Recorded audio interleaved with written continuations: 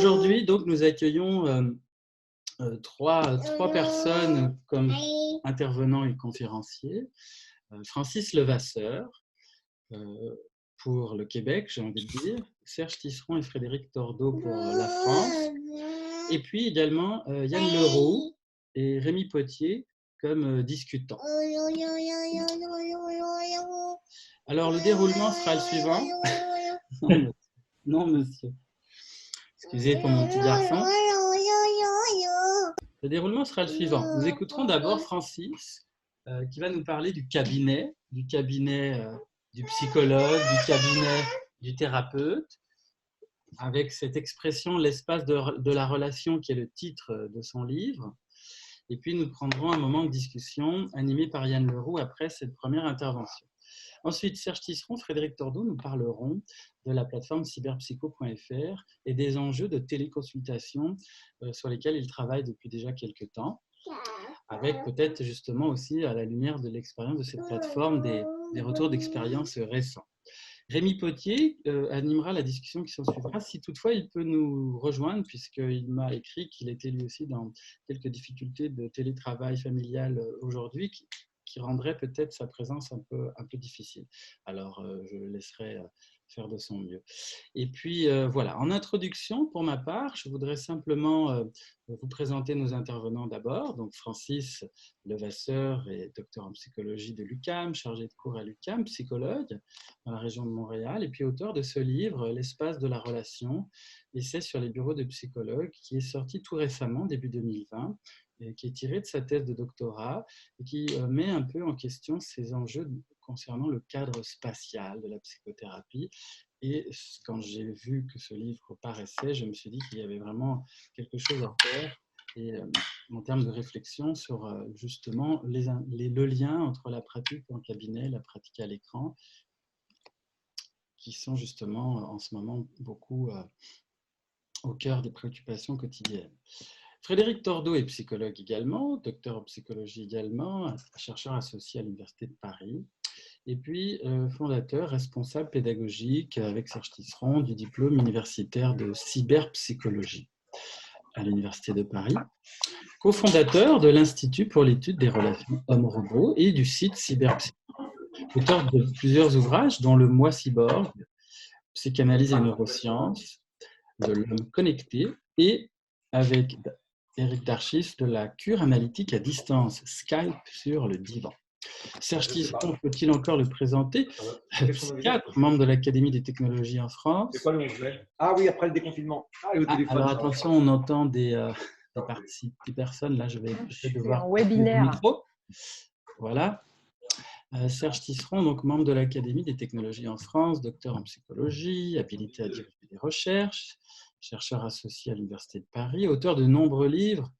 Qui n'a pas lu un livre de Serge Tisseron, j'ai envie de dire, en psychologie? J'ai beaucoup aimé pour ma part Comment l'esprit vient aux objets, un livre stimulant pour les designers. Et puis cofondateur de ce même institut pour l'étude des relations hommes-robots du site Cyberpsycho. Serge a coordonné en 2015 un numéro de la revue Adolescence, précisément consacré à la thérapie en ligne. Et son prochain livre, à paraître le 27 mai, s'intitule L'emprise insidieuse des machines parlantes, plus jamais seules. Voilà, les modérateurs qui accompagneront ce moment d'échange, Yann Leroux, psychologue, docteur en psychologie, auteur de Mon psy sur Internet et les jeux vidéo, ça rend pas idiot, membre de Diamant, et Rémi Potier, qui ne sera peut-être pas présent parmi nous, mais qui est également membre de la chaire Diamant, et psychologue, docteur en psychologie, maître de conférence à l'Université de Paris. Voilà un petit peu pour nos intervenants. Je vous me suis déjà présenté.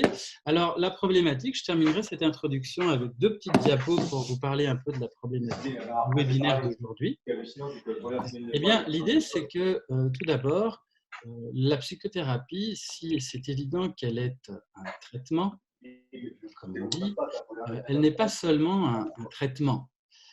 Pardon, j'ai changé de diapo. C'est aussi, comme nous le dirions dans les disciplines du design, c'est aussi une expérience utilisateur au sein de laquelle la technologie joue un rôle de médiation entre le clinicien et le patient, Et cette médiation technologique, qui a été beaucoup théorisée en philosophie de la technique, elle se joue quel que soit le contexte technique, que ce soit justement en ligne, avec des écrans, des interfaces, des micros, etc., tout ce avec quoi nous sommes en train de composer en ce moment même, ou qu'elle se joue hors ligne, avec des murs, des chaises, des plantes, et que sais-je encore, des œuvres d'art au mur, et tout ce dont nous parlera Francis. Donc, qu'elle se joue dans le cabinet, dans une architecture finalement, ou qu'elle se joue dans une interface, il y a toujours une médiation technologique dans l'expérience utilisateur de la psychothérapie. C'est ça qui nous intéresse en particulier au sein de ma chaire de recherche. Et donc, ce deuxième webinaire vise à mieux comprendre en quoi consiste ce cadre technologique du soin psychique, qu'il soit en ligne ou hors ligne. Donc, on ne va pas forcément, nous, quand on aborde ces questions, être sur la dimension strictement clinique, mais on s'intéresse plutôt à comment le cadre technologique conditionne ou détermine les enjeux cliniques. Deuxième élément de réflexion, le contexte actuel, évidemment, de confinement, se traduit très, très concrètement par une privation d'accès au lieu de soins qu'est le cabinet. Quel cabinet ou quelle institution, enfin le cabinet est pris ici comme référence modèle, mais il ne s'agit pas forcément uniquement de prendre en compte la pratique privée ou libérale en cabinet. Mais en tout cas, cette privation d'accès au lieu de soins vient évidemment mettre en tension ce questionnement. Alors, ça nous offre une occasion d'analyser avec une acuité particulière cet espace de la relation que constitue le cadre de la thérapie et la manière dont cet espace se reconfigure dans la situation de communication par écran qu'est la téléconsultation. Téléconsultation dont la pratique n'a jamais été aussi répandue qu'aujourd'hui, en tout cas actuellement. Alors voilà, je vais maintenant laisser la parole, je vais cesser le partage de mon écran et puis je vais donner la parole pour commencer donc à Francis Levasseur pour sa présentation sur l'espace de la relation. Alors Francis, je te laisse prendre la parole. Très bien. D'abord, je vais partager mon écran, voilà. Et je vais de même demander à Louise si ça fonctionne. Oui, ça fonctionne bien. OK, très bien, merci.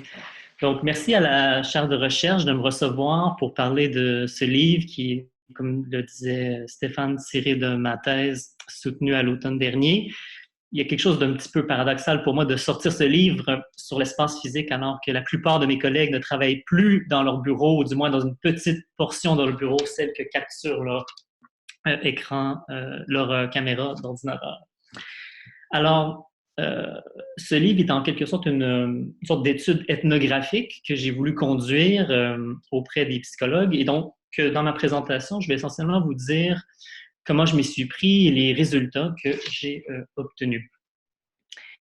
Et donc, cette recherche part d'une anecdote personnelle que je relate dans le livre et qui est antérieure à mes études doctorales en psychologie, à savoir que j'avais consulté dans un centre universitaire et il y avait derrière le psychologue, c'était une de mes premières consultations, une immense toile abstraite.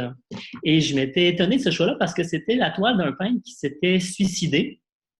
Et il y avait quelque chose pour moi d'un peu incongru à première vue d'avoir fait ce choix de toile-là. Et j'avais questionné le thérapeute sur sa présence pour apprendre que finalement, il ignorait que le peintre s'était suicidé parce que c'était un collègue qui avait mis la toile. Le bureau était partagé entre des collègues. Et c'est sûr que cette anecdote avait soulevé pour moi la question de savoir, mais comment est-ce qu'un thérapeute doit organiser son bureau? Quelle est la scénographie spécifique, efficace, pourrait-on dire, pour que le travail clinique se déroule correctement? Donc, de la toile comme telle, mon regard s'est posé ensuite sur le fauteuil, la distance entre les sièges, la boîte de mouchoirs, la poubelle, on la change pas. Et pour finalement faire émerger la question sous-jacente, à savoir, pour savoir comment organiser le bureau, il faut déterminer, mais quel est le rôle, au fond, de l'espace dans le contexte de la psychothérapie? Et donc, lorsque je me suis inscrit au doctorat en psychologie, j'ai décidé de prendre ce sujet et de littéralement partir sur une enquête auprès des collègues psychologues que j'avais à l'époque. Et deux choses m'ont frappé dès le départ. D'une part, c'était l'enthousiasme immédiat pour la plupart des gens à qui je partageais l'idée du sujet. Tout le monde avait une anecdote à peu près similaire à la mienne, tantôt à propos de leur propre bureau, tantôt à propos du bureau d'un collègue ou du bureau de leur propre psychologue. Anecdote qui chaque fois restait justement dans son statut anecdotique, mais on sentait d'instinct qu'elle parlait de quelque chose d'important de la relation thérapeutique qui s'y était jouée. Et l'autre point qui m'avait frappé, c'était le peu de littérature sur le sujet, à savoir que bien sûr, il y avait des textes sur le cadre de manière générale, mais sur le cadre spatial et plus encore sur les différentes composantes, c'était plutôt absent, faisant en sorte que la plupart des thérapeutes, finalement, se rabattaient sur un savoir, on pourrait dire, un peu informel, tiré de leur pratique, de leur superviseur, de leur propre thérapeute. Donc, à propos de la méthodologie, j'allais utiliser un devis qualitatif et il me fallait recruter quelques psychologues pour faire mes entretiens. Donc, j'ai choisi 10 psychologues, c'était au Québec, donc membres de l'Ordre des psychologues du Québec. J'ai été étonné, et encore une fois, c'était cohérent avec l'enthousiasme que j'avais reçu initialement par à quel point on s'est volontairement, on a voulu participer volontairement à ma recherche, donc le recrutement s'est fait de façon assez facile. Et j'ai eu le choix de pouvoir piger dans, on pourrait dire, dans 3 critères de sélection, à savoir le milieu de pratique, parce que ça devenait rapidement évident que travailler à domicile, dans un milieu institutionnel ou dans un bureau commercial qu'on peut partager avec des collègues était une expérience complètement différente. Il y avait aussi l'approche clinique qui allait être importante, encore que vous allez voir que les approches analytiques ont été un peu surreprésentées, mais peut-être qu'on en parlera à la fin, c'était relativement attendu parce que la plupart des thérapeutes analytiques reconnaissent quand même la dimension, l'effet sociologique de leur espace sur les gens qui consultent, que ça fait partie du cadre, que c'est un instrument de travail. Et ensuite, le nombre d'années d'expérience, à savoir quand on commence comme jeune psychologue, quel est notre rapport à l'espace, comment on s'approprie l'espace et qu'est-ce que c'est que souvent de le partager en location avec d'autres thérapeutes. Donc, l'échantillon donne quelque chose comme suit. Sur 10 personnes, dont 4 travaillent à domicile, 4 en bureau commercial et 2 en milieu institutionnel, soit soit à l'hôpital. Bien que la plupart des thérapeutes étaient dans différents milieux et pouvant en témoigner aussi. Et c'est ce qui a amené une autre dimension aussi de la recherche, à savoir que les gens me posaient la question, mais pourquoi est-ce que tu n'as pas interviewé des patients? Mais ce qui était intéressant, c'était aussi que chaque thérapeute était lui-même patient ou l'avait été. Il pouvait donc témoigner de son expérience spatiale d'un point de vue comme de l'autre. Ensuite, les approches cliniques, comme je vous avais dit, bon, c'était essentiellement des approches qui sont sous on pourrait dire la grande bannière des approches analytiques, psychodynamiques, psychanalytiques, psychodynamiques et cognitives comportementales et intersubjectives. Les années d'expérience, donc quelques psychologues qui étaient en début de carrière ou semi-début de carrière, certains à la mi-temps et d'autres qui avaient une grande expérience, donc plus de 20 ans. L'entretien comme tel, donc 1 à 3 rencontres semi-structurées de 60 minutes et qui prenaient essentiellement la forme d'une vraie consultation psychologique, à savoir que je me déplaçais au bureau, j'allais être dans la salle d'attente, j'allais jeter un œil à la revue qui était disponible pour attendre que ma rencontre survienne, j'allais faire un petit tour aux toilettes, voir comment ça se passait, et ensuite, j'allais commencer la rencontre en m'installant dans le siège que le patient allait lui-même, que le patient normalement allait utiliser. À cette différence près que c'est moi qui posais d'une certaine façon la question d'ouverture, qui était simplement de demander à chaque thérapeute de me présenter leur espace. Et encore là, c'était fascinant un peu lorsqu'on demande à quelqu'un qu'est-ce qui l'amène à consulter. Les réponses étaient très diverses. Certaines personnes commençaient en parlant du siège sur lequel ils étaient assis, d'autres sur le nombre d'années qu'ils étaient dans le bureau, sur une toile au mur, etc., etc. Et les psychologues ont été rencontrés, c'est ça, de 1 à 3 fois, hein, selon les disponibilités, l'impression qu'il y avait encore du matériel à partager. Donc, tous ces entretiens, donc au total de 19, ont créé une masse d'informations qu'il fallait traiter et organiser d'une manière qui allait être intéressante. Et donc, ce qui est ici, c'est à peu près ce qui est la forme du livre, qui est un court essai que j'ai publié, à savoir qu'il y a 3 chapitres qui reposent respectivement sur trois grandes considérations sur l'espace thérapeutique et qui montraient d'entrée de jeu, c'était quelque chose à quoi je n'avais pas initialement pensé lorsque je m'étais lancé dans ce sujet, à savoir que l'espace thérapeutique ne se limite bien sûr pas à la salle de consultation, encore que, peut-être qu'on en parlait tout à l'heure, mais dans l'espace numérique, il y a quelque chose de cet ordre-là qui change. Donc, le premier chapitre s'appelle le seuil, et donc c'était tous les espaces qui mènent à la salle de consultation, mais qui déjà engagent d'une certaine manière la relation thérapeutique. Et c'était ça la deuxième grande considération, c'était que toutes les composantes de l'espace se retrouvent à être un point de rencontre, si on veut, entre patient et thérapeute, une parole échangée, hein, et que les enjeux, on dit souvent dans le jargon transférentiel conscientiel, allaient s'y exprimer.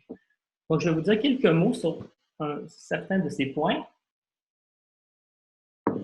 Donc, à propos du seuil, déjà des considérations pour le thérapeute émergeaient du quartier. J'avais un participant, par exemple, qui expliquait comment, comme psychanalyste, normalement, il y avait cette tradition à Montréal, beaucoup de psychanalystes se trouvaient dans certains quartiers plus cossus. Il avait envie de montrer qu'il y avait un nouveau type, si on peut dire, de psychanalyste qui, on pourrait dire, tassait toute la dimension de classe sociale pour d'être plus près. Donc, il s'est installé dans un quartier populaire et il voulait déjà montrer que par ce choix, finalement, il se positionnait différemment par rapport à ses patients.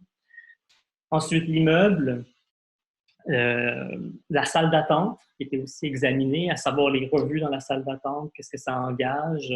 J'avais fait aussi une présentation dans un milieu institutionnel où j'avais travaillé, où j'avais pris des photos de la salle d'attente et j'avais examiné comment on peut presque prévoir, et c'est quelque chose dont on peut peut-être discuter à propos du cadre numérique, où certains de nos patients allaient s'asseoir compte tenu de la manière dont on a appris à les connaître. Hein. Ceux qui vont être près de notre porte, ceux au contraire qui vont devoir être hors champ, etc. Ensuite, la salle de bain. Donc, j'ai une petite section sur la salle de bain qui était un des espaces que tous les thérapeutes trouvaient un peu inconfortable, la compréhension des limites, et qui était pourtant grandement absent de la littérature, à savoir qu'est-ce qu'on fait, comment est-ce qu'on organise la salle de bain et comment surtout est-ce qu'on gère ces rencontres que j'ai voulu conceptualiser comme des rencontres extra-thérapeutiques qui se trouvent à l'extérieur de la salle de consultation et qui finalement engagent patients et thérapeutes dans un type d'autorévélation complètement, on pourrait dire presque en contrepoint finalement de l'intimité beaucoup plus cadrée de la salle de consultation. Ensuite, il y avait le cadre de porte auquel je me suis intéressé, notamment à la manière dont les psychologues ont une façon assez ritualisée d'introduire leurs patients dans l'espace et aussi de les conduire à la sortie, et également les paroles très particulières qui peuvent se trouver lorsqu'on est situé aux limites d'une rencontre thérapeutique. Et là encore, à travers différentes discussions informelles avec des collègues qui ont commencé la télépratique, remarquaient que la disparition souvent de la salle d'attente, du cadre de porte, a changé finalement la gestion des limites de la psychothérapie. Par rapport maintenant au milieu professionnel, bon, naturellement, je me suis ici beaucoup intéressée à la question du contrôle sur l'espace, de l'auto-dévoilement qu'il peut y avoir. C'est pas du tout la même chose, on comprendra, que de travailler à la maison où on a un plus grand contrôle et en même temps aussi un risque de fuite plus grand par rapport à notre vie personnelle que de travailler en milieu commercial où on se trouve parfois à partager nos bureaux. Et beaucoup de thérapeutes, comme je le mentionnais tout à l'heure, en début de pratique, se retrouvent parfois avec un décor qu'ils doivent prendre comme le leur, bien qu'ils ne représentent pas et n'expriment pas nécessairement leur vision du travail comme tel. Ensuite, le milieu institutionnel, qui se montrait souvent un défi par rapport à la personnalisation de l'espace pour plusieurs thérapeutes, dans la mesure où il se fait souvent pris entre deux cadres, à savoir le cadre de l'institution, ses exigences, et le cadre qu'eux-mêmes auraient voulu instaurer. Enfin, la troisième section, qui était la plus substantielle, on portait sur la salle de consultation à proprement parler. Et j'ai dégagé, on peut dire, trois grandes caractéristiques qui me semblaient essentielles, à savoir la personnalisation de l'espace, comment le thérapeute finalement construit cette personnalisation à partir d'une part de ses préférences personnelles, de sa vision, de sa pratique, mais aussi des contraintes physiques, des contraintes financières aussi qu'il peut y avoir, et également des besoins spécifiques de sa clientèle qui peuvent aussi avoir une incidence sur la manière dont un psychologue doit organiser son bureau, faisant que chaque bureau est en quelque sorte la somme de différentes considérations et qui a aussi pour conséquence que chaque bureau a quelque chose, une facture qu'on pourrait dire unique, qui m'a grandement intéressé dans cette thèse, qui est en quelque sorte une succession de portraits de comment certaines personnes ont pensé leur espace presque à la manière d'un système. Le troisième point, c'était, et ça va aussi m'intéresser par rapport au cadre numérique, mais la stabilité de l'espace, qui était une valeur qui revenait souvent, savoir que, un peu comme on ne change pas les règles du jeu, c'était important que la personne retrouve le même espace. Et dans le cadre numérique, j'ai vu que plusieurs thérapeutes avaient voulu continuer à travailler dans leur espace, dans leur bureau habituel pour donner cette impression de continuité avec la thérapie qui se passait antérieurement en personne.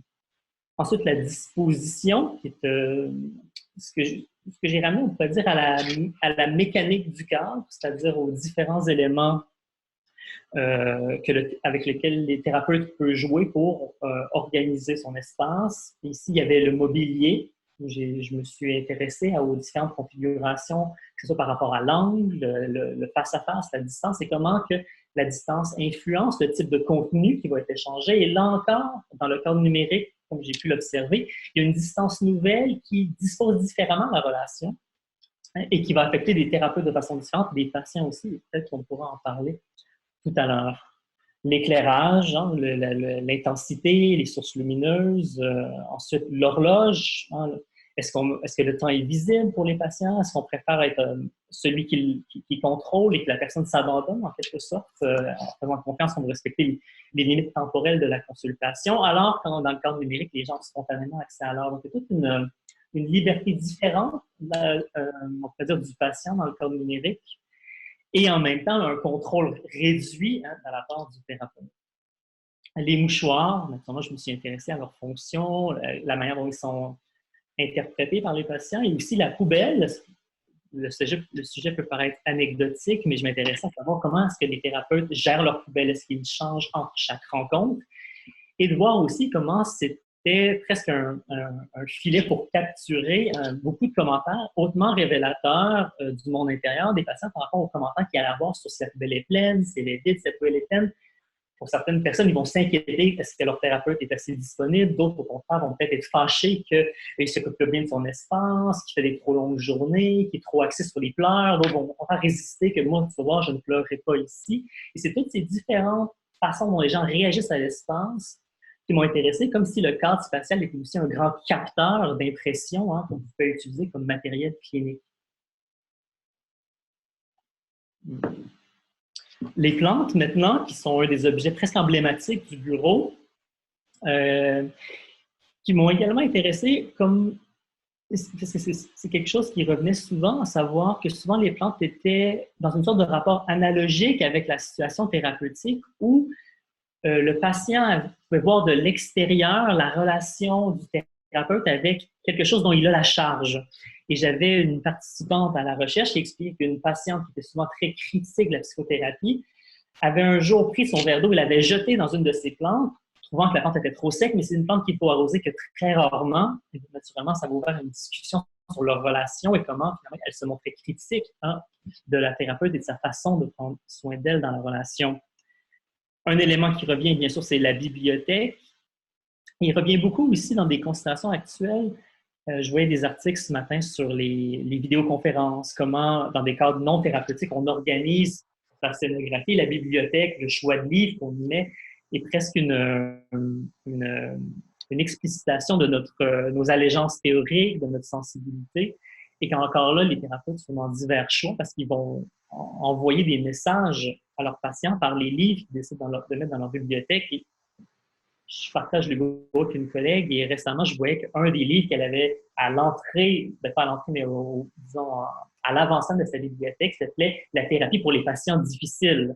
Et bon, j'étais plus ou moins confortable avec ce livre, mais j'étais amusée de voir que pour elle, il n'y avait pas du tout de problème à avoir un tel livre, que ses patients peuvent s'identifier peut-être à son-il de ces patients difficiles pour lesquels elle doit augmenter ses lectures.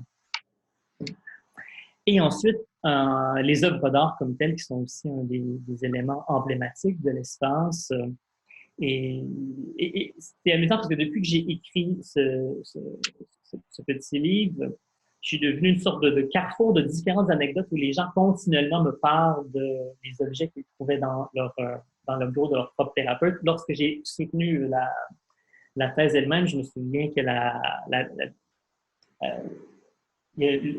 représentante du doyen, qui est la personne externe au département qui vient vérifier le bon déroulement de la soutenance, était venue me voir après la soutenance pour m'expliquer comment elle avait été intéressée par le sujet, parce que lorsqu'elle avait consulté dès dans la salle d'attente, il y avait un objet qu'elle trouvait déplacé et qui immédiatement avait créé ce qu'on pourrait appeler une contre-identification avec la thérapeute. Comme comment cette personne-là peut avoir un objet de ce genre, ne pas savoir qu'il est susceptible de déranger une certaine clientèle et me comprendre moi dans ma sensibilité. Et déjà, il y avait une certaine rupture d'alliance dans des objets qu'on pourrait croire anodins dans la salle d'attente et qui pourtant avaient un impact.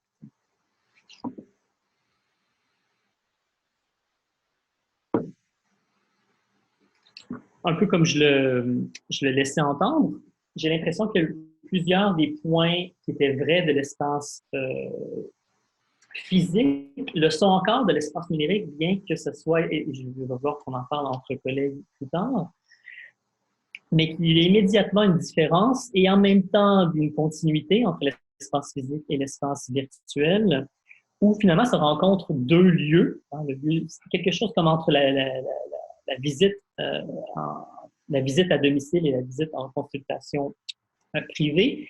Et j'ai fait quelques entretiens formels sur la question pour voir comment déjà, comme je voulais le présenter tout à l'heure, à savoir que l'espace devient le lieu d'une rencontre indirecte entre patient et thérapeute, mais que déjà dans le cadre numérique, beaucoup d'enjeux transférentiels vont ressortir. Et il y avait notamment une collègue à qui je parlais qui expliquait que de façon habituelle dans le bureau physique, elle avait plus de difficultés à faire respecter les limites temporelles de la psychothérapie, mais que dans le cadre numérique, au contraire, elle était beaucoup plus confortable et moins aussi, me disait-elle, affectée par l'intensité de la relation. Elle s'est trouvée davantage confortable avec des confrontations.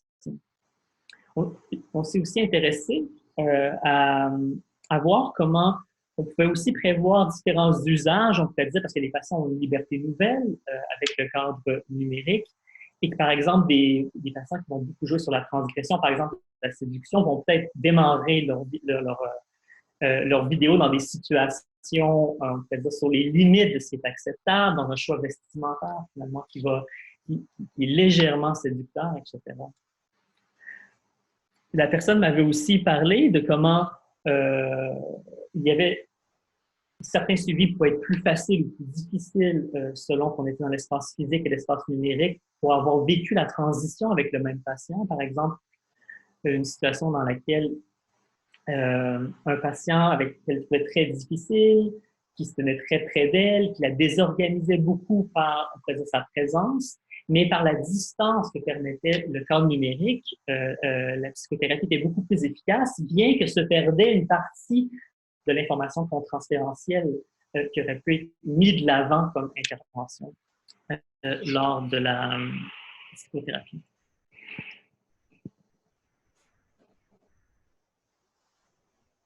Et ce serait, je termine avec une photo de la couverture, parce que la couverture représente le bureau, d'une certaine manière, que je voudrais moi-même avoir, qui est une espèce de bureau dans un espace muséal, mais qui représente aussi le point de vue du livre comme tel, qui était de prendre isolément chaque objet et de réfléchir à sa fonction particulière dans l'espace thérapeutique. Et je terminerai ma brève présentation sur ce point, et puisque je n'entends absolument personne, je ne sais plus si je suis seul et en apesanteur dans l'espace numérique ou s'il y a encore des gens avec moi. Nous sommes tous là, Francis. 294 personnes suspendues à tes paroles. Mais et je dois, dans le propre cadre de porte de ma présentation, mentionner à quel point c'est une expérience particulière d'avoir l'impression de parler à autant de personnes et de n'avoir visuellement personne devant moi.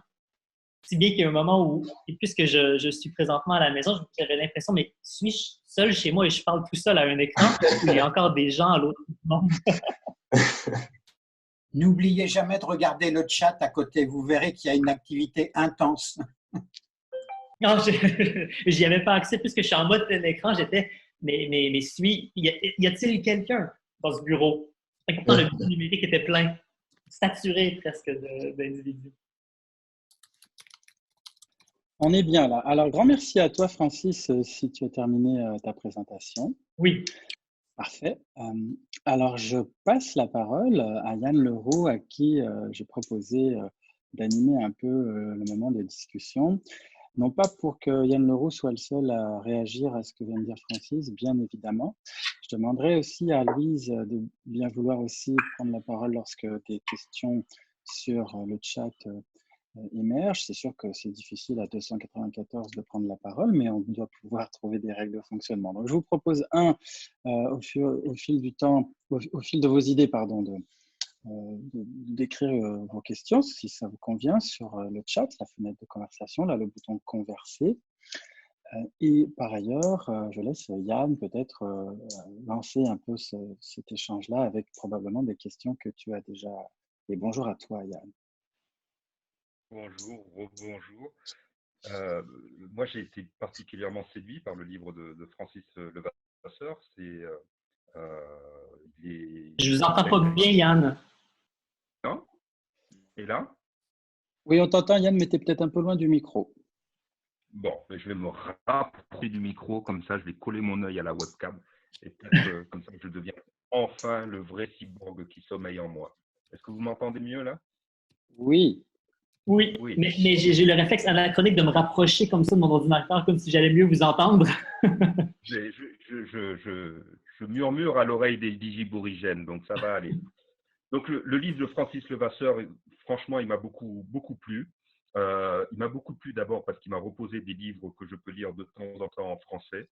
Les psychologues français, quand ils écrivent un livre, souvent on a l'impression qu'ils partent en guerre. Ils sont tout armés, ils ont Lacan à droite, Freud à gauche et ils tapent des deux mains.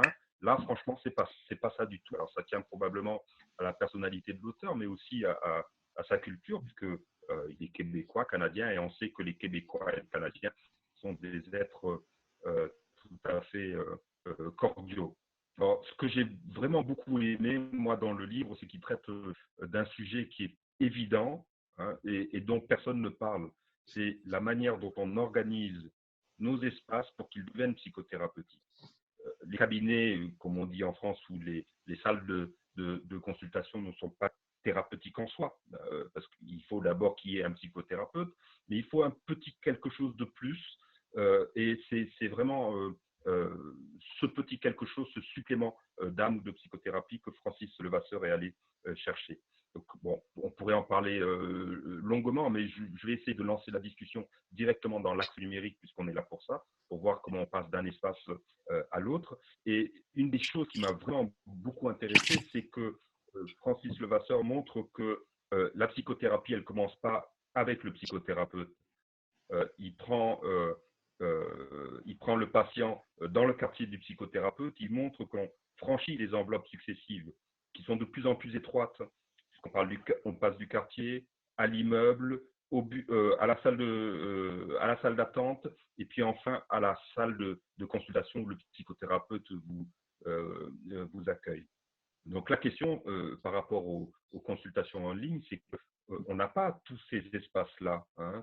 On n'a pas le temps de faire cette espèce de striptease psychique où petit à petit on perd ces vieilles enveloppes et on s'avance vers le psychothérapeute le plus authentiquement possible, du moins idéalement.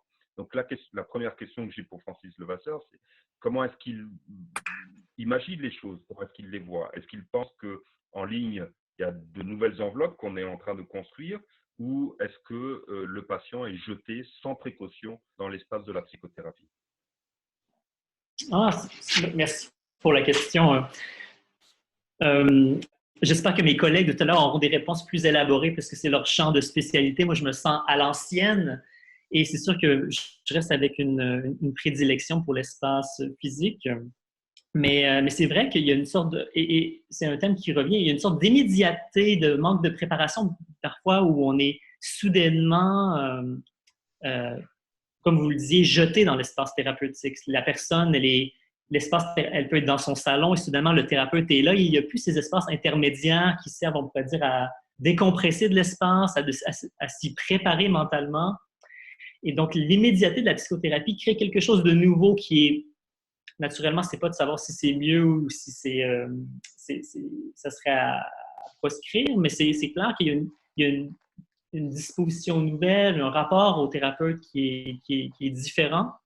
Moi-même, je remarque, c'est drôle parce que j'avais cette collègue qui, elle, se sentait davantage apte à faire des confrontations, à rentrer dans le lien, alors que moi, c'est un peu l'inverse. Je trouve que quand je suis soutenue par, on peut dire, la dimension contenante de l'espace, je me sens plus à même de faire des interventions plus confrontantes, alors qu'en télépratique, manquant de cette chaleur qui est assurée par l'espace, j'ai plus tendance à basculer sur un mode plus intellectualisé et je prends aussi des notes hors champ de l'écran, ce que je fais jamais dans la relation directe parce que j'ai l'impression que ça crée une interférence. Donc, la personne me voit noter, qu'elle porte attention à pourquoi est-ce qu'il note ça au lieu de telle chose et je préfère pas créer ce type de discontinuité-là. Mais encore une fois, c'est comment chaque thérapeute s'approprie le corps numérique, le fait sien, l'apprécie pas. C'est vraiment le point qui m'intéresse et qui mérite, à mon sens, une étude similaire à celle que j'ai faite sur l'espace physique, parce que c'est chaque thérapeute a une manière tellement différente de comprendre son espace et le patient de comprendre cet espace-là. Oui, il y a vraiment un travail de comment on dit, domestication du numérique à faire. Oui. Il faut s'approprier. Ce qui est formidable dans votre livre, c'est qu'il montre comment petit à petit, il y a une espèce de patine de l'espace thérapeutique qui se forme par les patients, les expériences qui sont déposées, patient après patient, séance après séance, année après année, et que c'est avec ça que les psychothérapeutes travaillent. Avec le numérique, on est dans une situation qui est doublement nouvelle. D'abord parce que peu de personnes travaillent avec le numérique, sauf maintenant, on pourra en parler, c'est une situation qui est particulière. Et ensuite, parce que l'espace numérique, comment dire, c'est pas dans lequel les traces ne laissent pas de traces, hein, où il y a quelque chose qui s'inscrit plus difficilement, hein, ou à l'inverse, on pourrait même le prendre à l'envers, les inscriptions sont très faciles, mais les effacements sont tout aussi faciles. Alors que dans l'espace de la psychothérapie, lorsque le jeune Kevin a marqué d'un coup de marqueur rageur votre fauteuil, vous avez des années pour digérer ça, hein, pour vous souvenir de ce que vous avez fait, ce que vous aurez dû faire, etc. Alors qu'avec le numérique, on n'a vraiment pas ça. Je crois que ça change vraiment la donne. Il y a une autre question que je voudrais vous poser parce que vous vous intéressez beaucoup aux objets qui sont disposés dans la salle de consultation et ça m'a fait penser à un objet qui est un peu particulier qu'on trouve dans Harry Potter, les Horcruxes, les objets qui sont maléfiques, les objets dans lesquels de puissants sorciers peuvent déposer la part la plus maléfique d'eux-mêmes, hein. Et je me disais que, alors peut-être que les psychothérapeutes, pensez ému à mon contrôleur, ont des Horcruxes comme ça qui déposent et ils attendent malicieusement que les patients s'en emparent pour eux-mêmes se décontaminer de leur mauvaise expérience. Mais peut-être aussi qu'ils ont des objets qui sont bénéfiques et qu'ils déposent avec de la bienveillance ou avec l'idée que, puisque cet objet a été favorable pour eux, les a aidés à faire les transformations qui étaient nécessaires dans leur avancement. Peut-être est-ce que ces objets pourraient être utiles aux patients. Est-ce que vous avez rencontré des objets de ce type-là? Peut-être pas des objets en particulier, mais le point que vous soulevez touche à un des éléments que j'avais observé, à savoir que quand je disais que beaucoup des habitudes spatiales des psychothérapeutes ont quelque chose d'un savoir un peu intuitif et informel, c'est que c'est toute cette idée de filiation, c'est-à-dire que beaucoup de thérapeutes vont avoir des espaces où ils vont reprendre des objets de leur propre thérapeute, par exemple. Et c'est là que ça rejoint ce que vous disiez, à savoir que des objets qui ont été dans des points de fuite, des espaces de projection qu'ils ont appréciés, souvent ils vont être réintroduits dans leur propre espace, à la fois comme hommage à leur propre psychothérapie, mais aussi avec un outil qu'ils ont appris à utiliser en l'ayant soi-même vécu comme patient et qu'ils vont introduire pour cette raison-là. Donc, c'est toute la dimension de tradition qui m'a beaucoup intéressé, de tradition informelle qui m'a intéressé du point de vue de l'espace. Et qu'on ne peut pas, a priori, faire un livre sur comment il faut organiser son espace en donnant des règles assez claires, parce que c'est justement le défi que chacun doit trouver celui qui est le plus ajusté à sa personnalité s'ils vont faire un outil thérapeutique à part entière. est-ce qu'on ne pourrait pas dire qu'il y a quand même des règles, puisqu'on a des designers, il y a quand même des règles générales.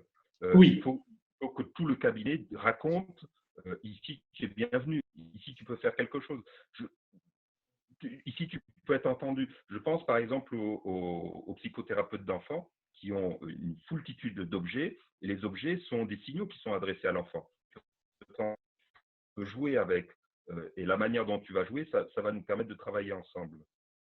Mais tout à fait, c'est vrai, la dimension d'accueil, surtout de confidentialité, d'insonorisation du lieu, de rappel du cadre professionnel sont autant d'éléments qui sont un peu des lignes directrices assez générales.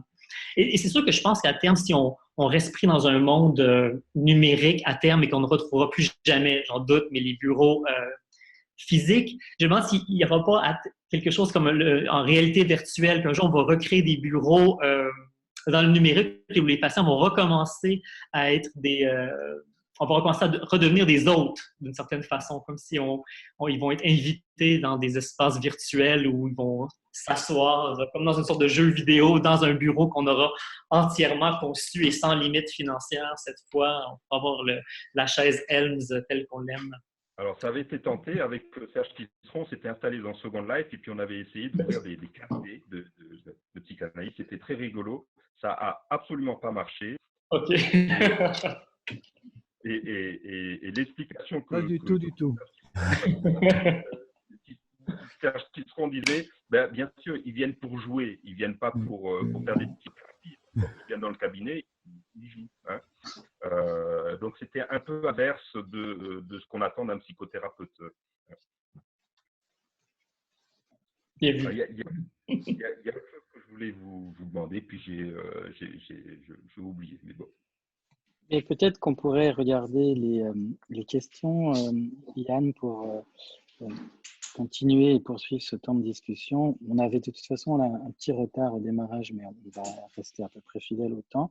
Peut-être regarder quelques-unes des questions qui sont sur le chat. Je ne sais pas si d'ailleurs certaines qui se sont posées font écho à des points que tu voulais mettre dans la discussion, Yann, mais j'en ai vu une, je lance, qui demandait à Francis, mais finalement, l'espace de la relation, comment s'est définie cette notion? Parce que ça, au-delà des éléments qui ont été décomposés dans la présentation, Francis, c'est quoi l'idée qu'il y a derrière la notion d'espace de la relation et en quoi, et qu'est-ce qui exécute cette idée de relation dans l'espace? Est-ce que la relation elle est dans l'espace? Enfin, ce genre de choses.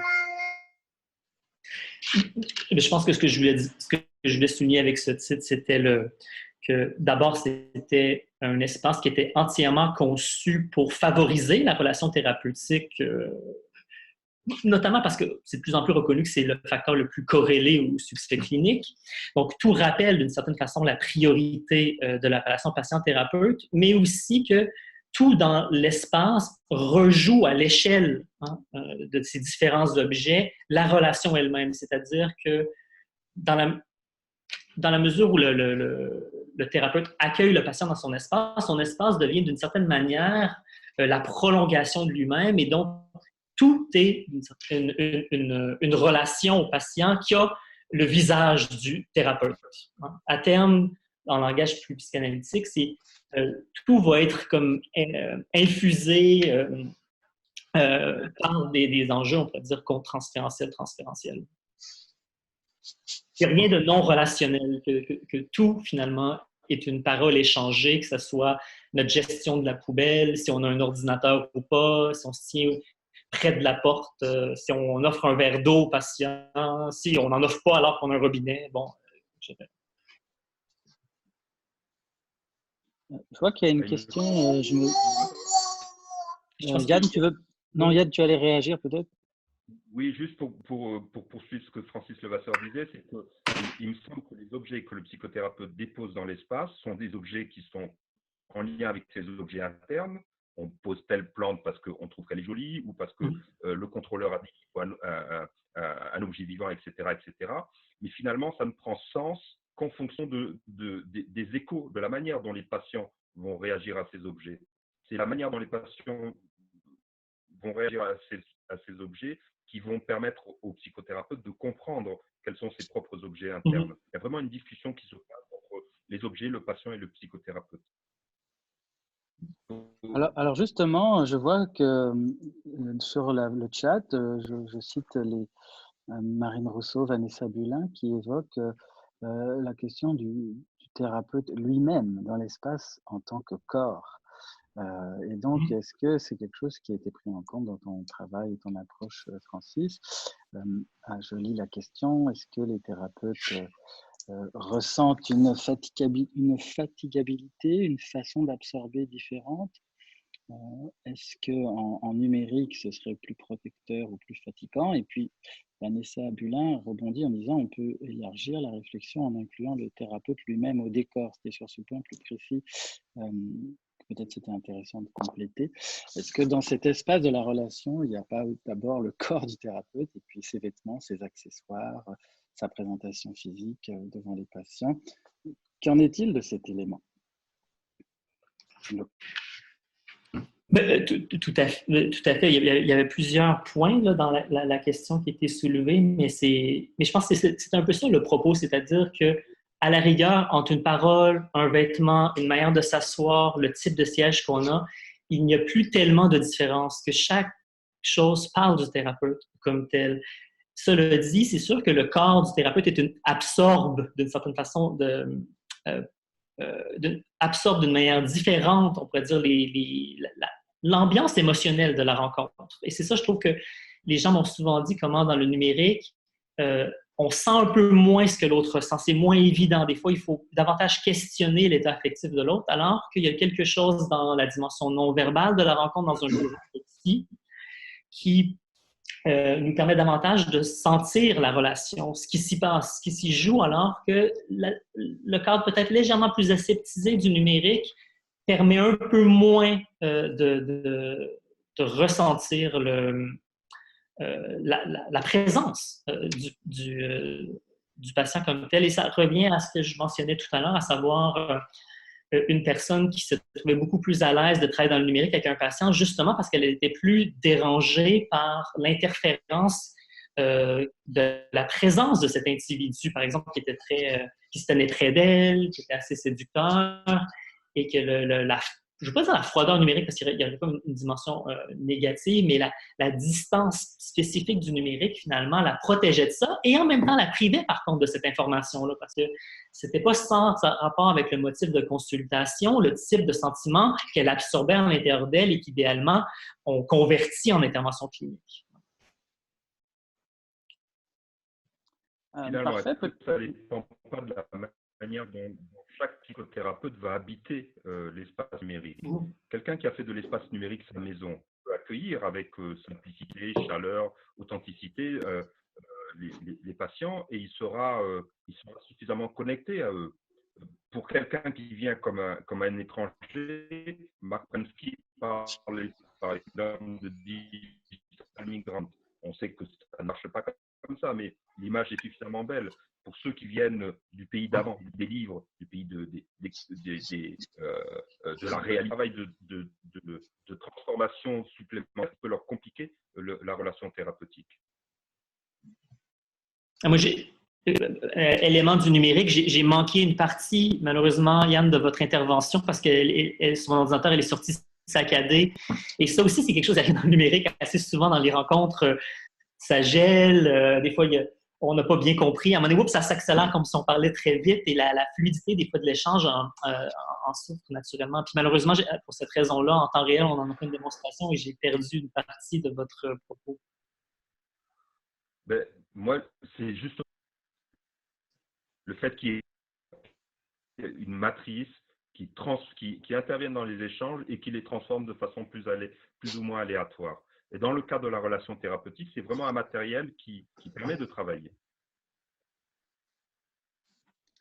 Alors, je vous propose, merci Yann, la discussion se poursuit et tu peux intervenir quand tu veux.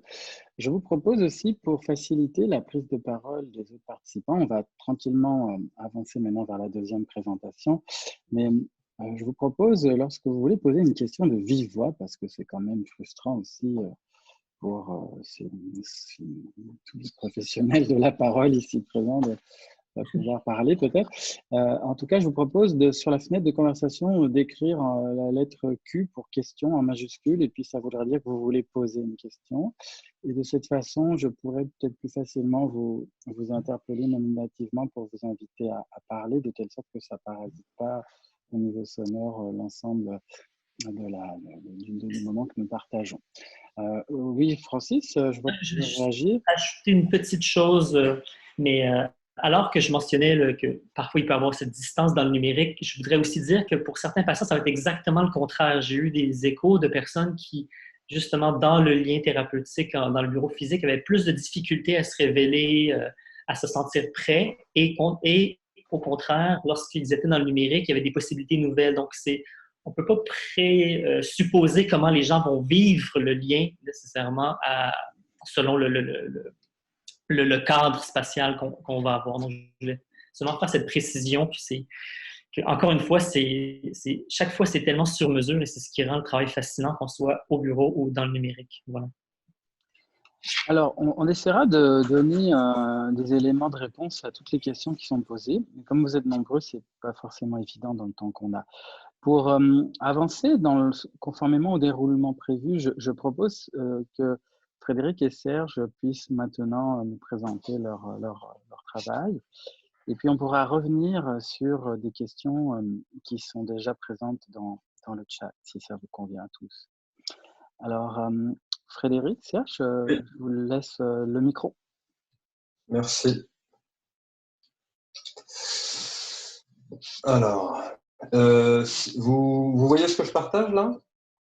Oui, tout à fait. Ok. Donc là, notre intervention, elle va se faire en 3 temps, vous verrez. D'abord, je vais présenter cyberpsycho.fr. Alors, brièvement, l'histoire de cyberpsycho.fr.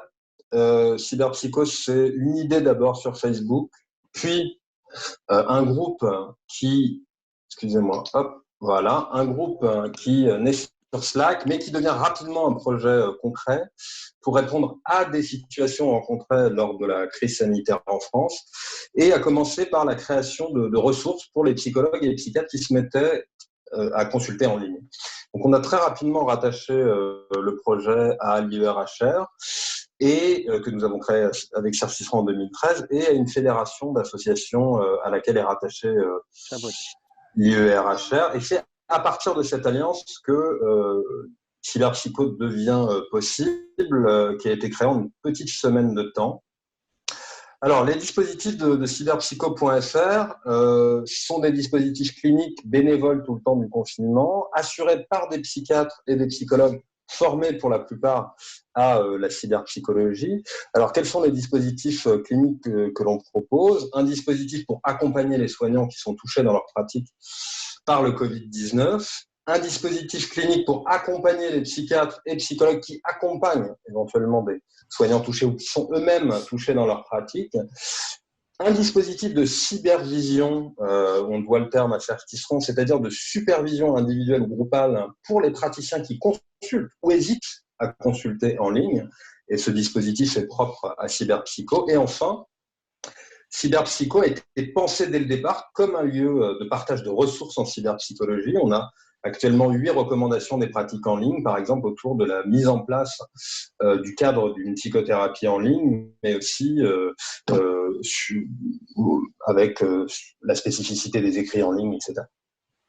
Alors, pourquoi cyberpsycho pourquoi le terme Premièrement, cyberpsycho, donc pourquoi la symbolique d'une certaine façon, renvoie à la cyberpsychologie, qu'on pourrait définir comme la psychologie qui s'intéresse à la compréhension des processus psychiques qui se développent lorsque l'homme est en interaction avec des technologies. Deuxièmement, le co de cyberpsycho va renvoyer à l'intention de la plateforme, c'est-à-dire une plateforme collaborative qui est née d'une collaboration. Et enfin, le co de cyberpsycho nous renvoie également à un élément de notre histoire, le Covid, maladie à coronavirus. Donc voilà, je voulais présenter brièvement cyberpsycho.fr et pour introduire d'une certaine façon ce qu'on y fait, parce qu'on y fait des consultations en ligne, et pour introduire donc le travail de Serge autour du cadre des consultations en ligne. Et je reprendrai la parole en fin de travail. Serge, c'est à vous. Merci.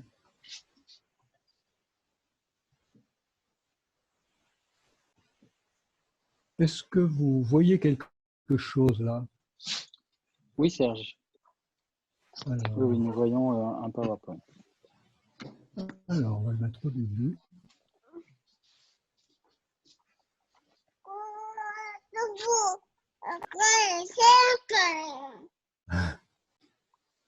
Voilà, donc je vais sans doute redire beaucoup de choses qu'a dit Francis, mais il m'a paru intéressant avant de voir les particularités entraînées par la situation de confinement, de reprendre de manière un peu systématique tous les bouleversements qui résultent du passage de la consultation en présentiel à la consultation en distanciel. Donc ça a été évoqué par Francis, hein, énormément de choses changent. Alors je les ai listées. Pourquoi? Pour voir après comment on peut peut-être utiliser aussi le distanciel pour recréer des avantages du présentiel, mais évidemment la technologie conditionne beaucoup de choses. Donc le moment de la rencontre, bon ça a été dit, elle est progressive, Yann Leroux l'a rappelé. Pour moi, il y a quelque chose qui est important, c'est que le patient sonne à la porte. Et si on a oublié l'heure à laquelle il doit venir, tout d'un coup, on regarde sa montre, on dit ah oui, c'est vrai, j'ai oublié et tout.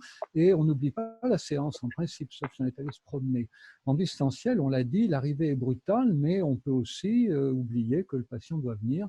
Donc, il peut lui aussi oublier lors de sa séance. Donc, on verra tout à l'heure un petit bricolage peut-être pour éviter ça.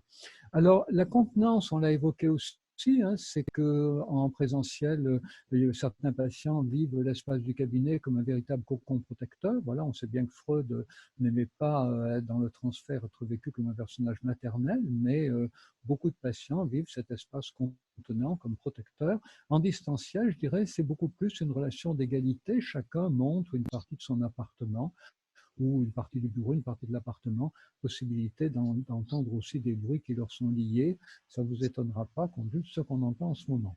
Alors, l'appropriation de l'espace, ça c'est très important aussi. Il faut comprendre qu'on se sent d'autant mieux contenu dans un espace qu'on a la possibilité de le transformer. Et Francis évoquait la patiente qui met de l'eau dans la plante, ce qui est une façon de s'approprier un peu la plante, voilà, et donc l'espace. Moi, j'ai très souvent affaire à des patients qui déplacent le fauteuil.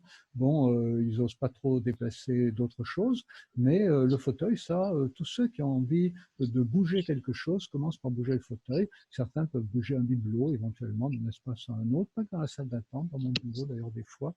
En distanciel, il n'y a pas moyen d'agir sur l'espace du thérapeute, si ce n'est que le patient peut dire, éloignez-vous un peu, rapprochez-vous, voilà.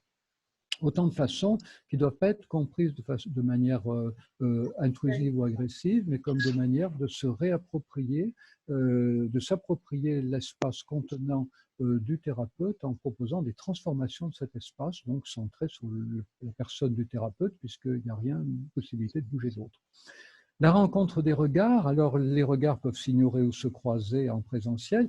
En distanciel, le gros problème, alors on le voit tout le temps, que ce soit avec des amis, avec des collègues, en consultation, le problème de la place de la caméra qui fait que très souvent, quand on regarde notre interlocuteur sur l'écran, il a l'impression que nous regardons à côté, ce qui veut dire que si on fonde l'empathie d'abord sur la rencontre des regards, eh bien, la webcam ne favorise pas la construction de l'empathie. En plus, peuvent s'y ajouter des contraintes techniques, des bugs de caméra, des images qui se figent, voilà, toutes choses qui ont été évoquées tout à l'heure.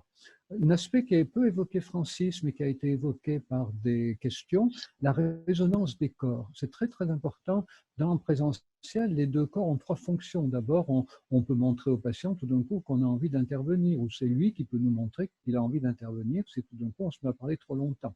On le comprend tout de suite en le voyant bouger. Voilà, soit il nous voit bouger, soit nous le voyons bouger. Le corps montre le ressenti des émotions. Voilà, j'ai un psychanalyste qui, des fois, quand je parlais certaines choses, avait une petite manifestation émotionnelle très visible, que je vivais plutôt bien d'ailleurs. Et puis des moments de résonance inconsciente qui font l'objet de beaucoup de travaux actuellement, puisque je le sais d'autant mieux qu'il y a beaucoup de travaux pour créer ces résonances inconscientes. l'équivalent de ces résonances inconscientes entre des humains et des robots. Ça veut dire que si deux personnes marchent côte à côte, très vite, elles alignent le rythme de leurs pas. Si deux personnes sont face à face, elles alignent le rythme de leur balancement, elles alignent le rythme de leur geste des mains. Et vous savez que tout ça a été exploité par la PNL, la programmation neurolinguistique. Bon, exploité un peu bébête, mais en tout cas, ils avaient tiré la leçon de ces résonances motrices inconscientes et leurs conséquences sur la création d'un fort lien de confiance, puisque c'est pour ça aujourd'hui qu'en robotique, les chercheurs travaillent à en créer l'équivalent entre les humains et les robots. En distanciel, on voit les visages, on voit les mains, c'est mieux que rien, mais il y a quand même une perte au niveau des résonances motrices inconscientes, probablement une perte de sécurité du fait que ces résonances motrices de tout le corps sont une base de sécurité relationnelle très importante. Et puis vient le moment de la séparation, mais en présentiel, tout le monde sait bien que les échanges sur le pas de porte, c'est extrêmement important, c'est là que viennent souvent des remarques plus personnelles, voire des confidences qui seront reprises la fois d'après, mais qui ne pouvaient pas se dire dans la séance, sur le pas de la porte. Bon, en distanciel, on sait que la fin de l'entretien est assez brutale et peut-être le moment où on cherche le bouton pour arrêter l'entretien, en tout cas, aussi bien pour le patient que pour le thérapeute, il peut y avoir un certain sentiment de frustration. Donc peut-être, il va falloir, on va voir dans quelques minutes, multiplier les phrases de transition, alors qu'une phrase simple suffit habituellement pour mettre fin à une séance en présentiel, parce qu'après on raccompagne le patient sur le pas de la porte, éventuellement, on le voit descendre l'escalier ou prendre l'ascenseur. Alors, comment construire un nouveau cadre, ni trop proche ni trop lointain? Alors, quelques propositions que je vous soumets. L'arrivée. Alors, moi, j'utilise le fait que le patient envoie un SMS qui m'informe de sa disponibilité. Donc, ça veut dire que je sais qu'il est bien devant son ordinateur, il a pu avoir du retard, pas la peine que je me connecte, s'il y a 5 ou 10 minutes de retard. Il m'envoie un SMS, je sais qu'il est disponible, j'ouvre la séance. Alors, on peut aussi demander, bon, Frédéric va aborder plus ces choses-là, comment on peut faire en sorte de créer un cadre pérenne, que le patient apparaisse toujours dans le même espace, etc. Alors, le déroulement de la séance, c'est un nouvel espace de mise en scène de soi, voilà, aussi bien pour le thérapeute que pour le patient, avec ce désir d'extimité tel que je l'ai appelé en 2001, c'est-à-dire le désir de se mettre en scène, mais comme une façon de s'éprouver au regard de l'autre, au risque que ce soit quelque chose de mal perçu. Voilà. Et puis la technologie comme cadre de la séance, et là, deux choix technologiques possibles pour moi, soit vouloir, alors soit on ne se pose pas la question de la médiation technologique, mais si on se pose la question de la médiation technologique, eh bien, soit on veut effacer et réduire la médiation technologique, donc pas de microphone, pas d'écouteurs visibles, ou une webcam réglée sur un humain, objectif 50, mais inversement, ou alors éventuellement un micro-casque pour une meilleure qualité de compréhension, mais seulement si la compréhension est mauvaise, ou bien on peut faire le pari totalement inverse, le choix totalement inverse, on rend la médiation technologique très présente, une manière de dire on est très éloigné, tout ça passe par de la compression, par de la numérisation, on a écouteurs et microphones visibles et une webcam réglée sur un objectif qui ne correspond pas à l'œil humain, par exemple un objectif de 80. La rencontre des regards, eh bien, comment la favoriser? Peut-être par la position de la webcam. Là, je n'ai pas ma webcam dans la position habituelle parce que je voulais voir mon PowerPoint derrière. Mais quand je parle avec quelqu'un, je la surélève pour la mettre juste au centre de l'écran. Et comme les personnes qui sont devant moi ont leur regard au milieu de l'écran, en regardant la webcam, je regarde leur regard. C'est exactement pareil. Alors, la perte des corps, la perte des résonances motrices inconscientes, évidemment, risque de majorer l'inquiétude. Voilà, le patient craint de perdre à la fois la représentation mentale de son thérapeute, mais il craint surtout, c'est ça, que son thérapeute ne pense plus à lui. Donc, éviter le visage immobile, bouger, voilà, montrer son intérêt, voilà, et parler, voilà, peut-être plus qu'en présentiel. Et puis, le départ, il n'y a pas de rituel spécifique. Les phrases passent partout, comme on va s'arrêter là pour aujourd'hui, mais peut-être plus dites autrement, peut-être quelques phrases, 2, 3 phrases, là où il n'y en aurait qu'une habituellement.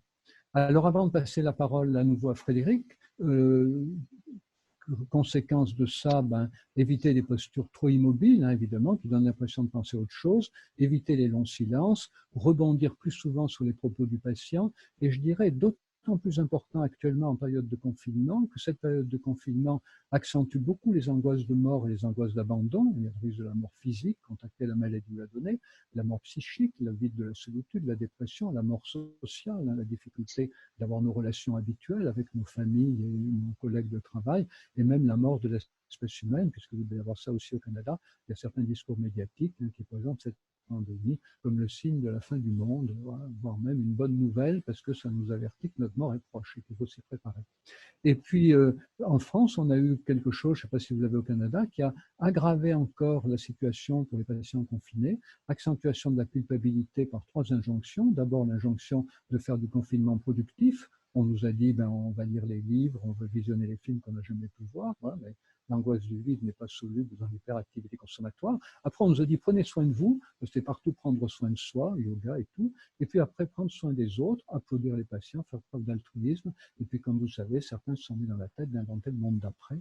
Et on s'aperçoit que le monde d'après, il ne sera pas celui qu'on a imaginé pendant déjà quelques semaines et qu'on va continuer peut-être pour certains à imaginer dans les semaines qui viennent. Alors voilà, avec vouloir convaincre des gens qui sont maîtres de leur destin, on les risque de les culpabiliser encore plus en les rendant responsables de leurs échecs. Donc ça rend d'autant plus important en période de confinement d'être beaucoup plus attentif au fait d'assurer une présence la plus charnelle, voilà, qu'il est possible de le faire à travers le numérique. Voilà, merci de votre attention. Donc maintenant, je vais repasser la parole à Frédéric. Peut-être qu'on peut garder toutes les questions pour après. Stéphane, c'est comme vous voulez. Oui, c'est peut-être mieux, oui. Si ça vous convient.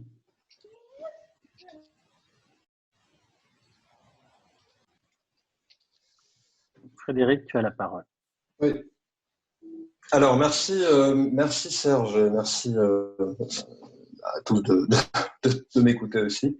Moi, je vais essayer de présenter des hypothèses sur le cadre et la technique des consultations en ligne en temps de confinement. Alors, en basculant de la transparence psychique à la transparence digitale que je vais présenter, parce que pour pouvoir aborder effectivement le cadre en ligne, eh bien, on va essayer de s'attarder sur des phénomènes psychiques spécifiques à ce temps de confinement, et certains patients me semblent se présenter dans une situation de transparence psychique. Alors peut-être le savez-vous, la transparence psychique, c'est un fonctionnement psychique singulier qui a été observé chez la femme enceinte par Monique Bydlowski, pour lequel l'équilibre psychique va être ébranlé avec un abaissement des résistances habituelles au refoulement inconscient et du coup une résurgence traumatique ou en tout cas un passé inconscient, on pourrait dire, conflictuel, qui revient sous la forme d'images psychiques, de rêves, de rêveries ou simplement d'affects, et qui revient avec une plus grande fréquence. Et donc l'inconscient, c'est l'hypothèse, va être mise à nu en temps de confinement. Alors pourquoi cette transparence psychique en temps de confinement? Sans doute pour 3 raisons. La première, elle est inhérente au contexte de l'impensable. Il y a beaucoup d'autres raisons, bien sûr, mais la première, elle est inhérente au contexte de l'impensable, à la crise sanitaire qui va confronter à la mort, à l'autoconservation et à la survie, dans un contexte de régression sur des archaïsmes, ce qui nous laisse moins d'avoir des ressources pour nous mobiliser peut-être contre le surgissement des conflictualités inconscientes. La seconde raison, elle est liée à l'intimité du cadre. L'habitat, c'est évidemment l'espace par excellence de l'intime. Et du coup, comme on est dans cet espace-là, eh bien, on est plus au contact peut-être avec notre vie psychique. Et enfin, ce que je voulais présenter, c'est la transparence digitale, ce que j'ai appelé la transparence digitale, c'est-à-dire un état psychique de transparence du sujet patient à son moi lui-même provoqué par le numérique. Et cette transparence digitale que je vais présenter, elle va organiser de nouvelles formes de relations à notre vie...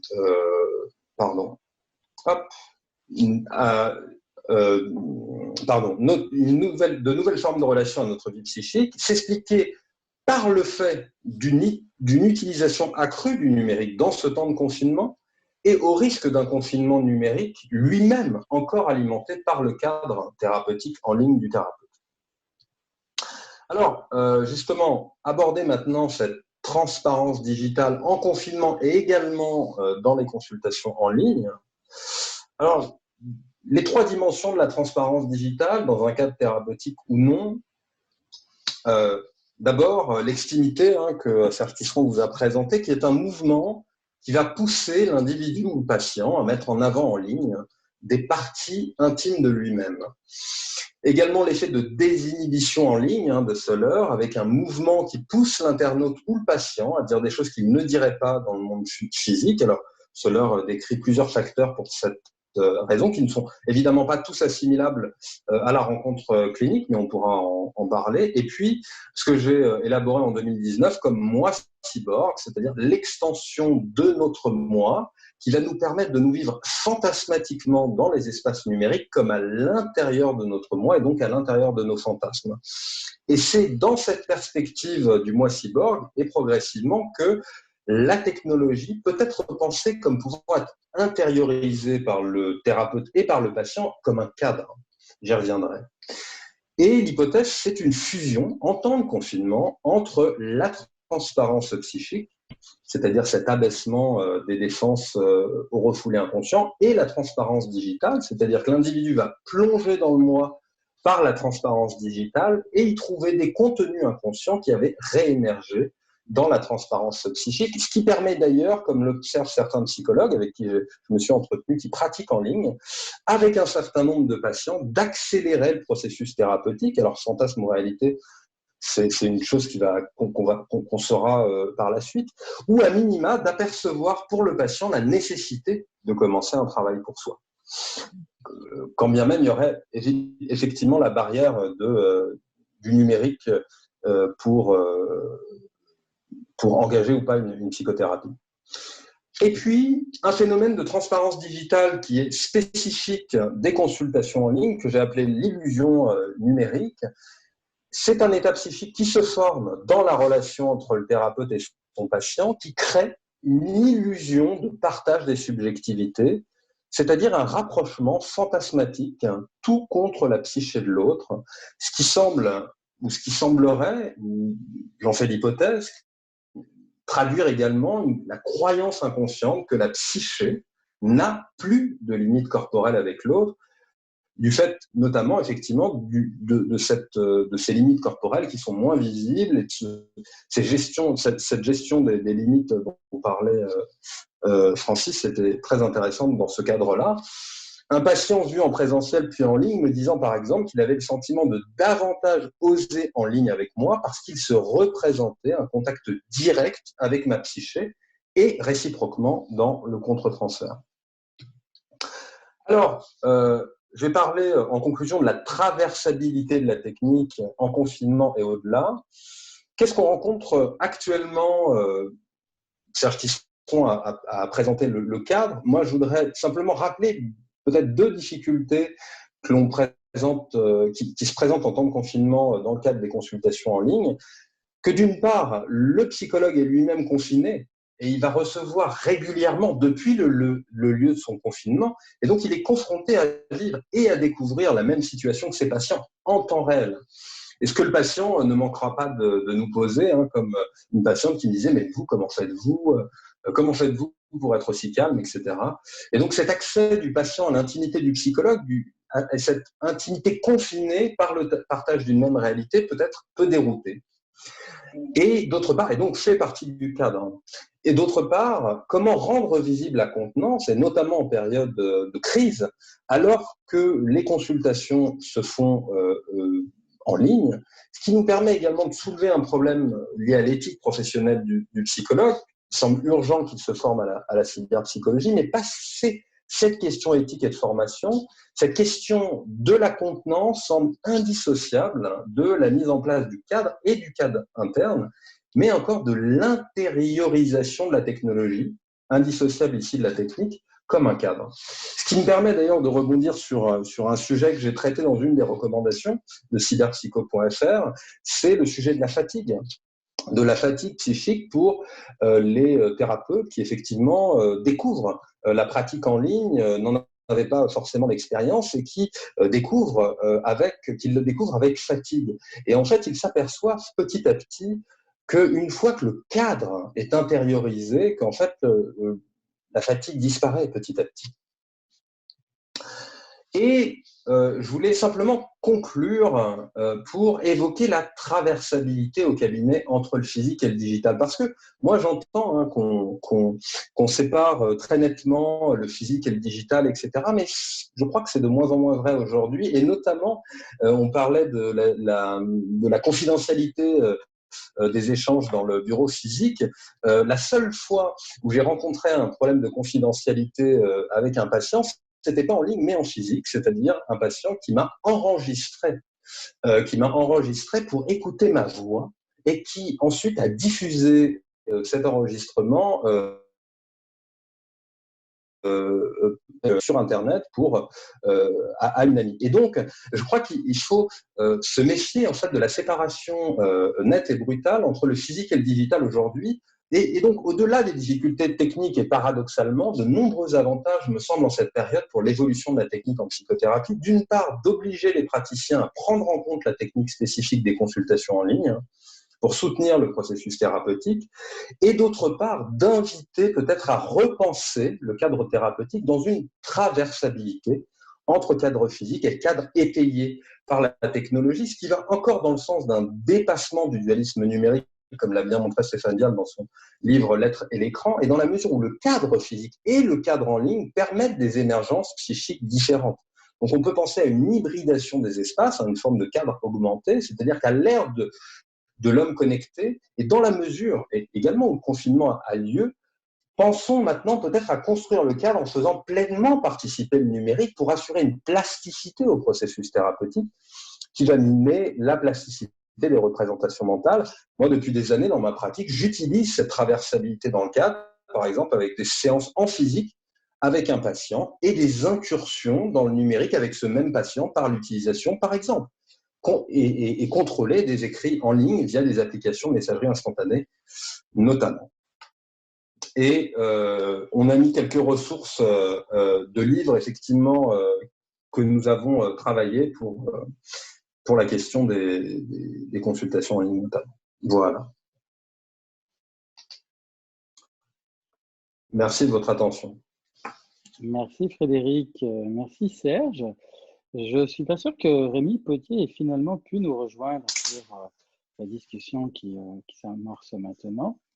Donc, je vous propose de réagir de manière peut-être un peu plus spontanée les uns les autres. D'ailleurs, je crois que c'est l'intérêt aussi de cet événement, de permettre à plus de monde de s'exprimer. Donc, peut-être qu'on pourrait remonter un petit peu le fil des questions aussi qui sont sur le chat. N'hésitez pas, si vous voulez prendre la parole, comme je vous le suggérais, à signaler, peut-être en simplement tapant la lettre Q pour question dans le chat, que vous voulez prononcer votre question de vive voix, ce qui sera peut-être plus agréable. Voilà, donc je remonte un petit peu en ce moment même le chat, mais je voulais déjà vous remercier, Frédéric et Serge, pour cette présentation. Et puis, peut-être qu'il serait intéressant, ce serait de voir s'il y a des collègues ou des personnes ici qui ont des expériences de consultation en ligne qui constitueraient, je ne sais pas, des contre-exemples ou des situations singulières qui colleraient pas avec ce qu'on est en train de dire, ou des choses qui rentreraient pas dans le cadre des réflexions déjà proposées. Moi, je me demandais, par exemple, s'il y a des collègues parmi vous qui, je sais qu'il y en a en fait, mais qui ont une pratique, par exemple, en thérapie systémique ou familiale avec plusieurs personnes. Alors, comment vous faites dans la téléconsultation quand vous avez une fratrie ou une famille à accueillir? Je pense en particulier à ma collègue Emmanuelle Toujas, que je vois en ligne, avec qui on a collaboré un petit peu en France il y a 1 ou 2 ans.